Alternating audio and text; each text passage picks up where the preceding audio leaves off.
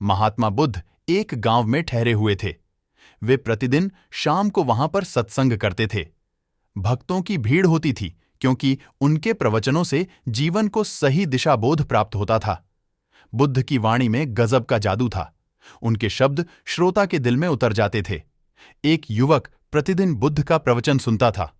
एक दिन जब प्रवचन समाप्त हो गए तो वह बुद्ध के पास गया और बोला, महाराज, मैं काफी दिनों से आपके प्रवचन सुन रहा हूं, किंतु यहां से जाने के बाद मैं अपने गृहस्थ जीवन में वैसा सदाचरण नहीं कर पाता जैसा यहां से सुनकर जाता हूं।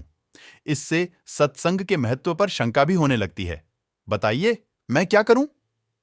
बुद्ध ने युवक को बांस की एक टोकरी देते हुए उसमें पानी भरकर लाने के लिए कहा। युवक टोकरी में जल भरने में असफल रहा। बुद्ध ने यह कार्य निरंतर जारी रखने के लिए कहा। युवक प्रतिदिन टोकरी में जल भरने का प्रयास करता, किंतु सफल नहीं हो पाता। कुछ दिनों बाद बुद्ध ने उससे पूछा, इतने दिनों से टोकरी में लगातार जल डालने से क्या टोकरी में कोई फर्क नजर आया? युवक बोला, एक फर्क जरूर नजर आया है। पहले टोकरी के साथ मिट्टी जमा होती थी। अब वह साफ दिखाई देती है। कोई गंदगी नहीं दिखाई देती है और इसके छेद पहले जितने बड़े नहीं रह गए, वे बहुत छोटे हो गए हैं।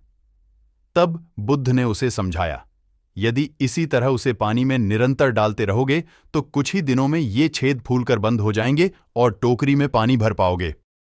इसी प्रकार जो निरंतर सत्संग करते हैं उनका मन एक दिन, अस्तित्व रखने का अर्थ है परिवर्तित होना, परिवर्तन का अर्थ है परिपक्व होना, परिपक्व होने का अर्थ है अपने आप को अनंत रूप से बनाते रहना, अवश्य निर्मल हो जाता है।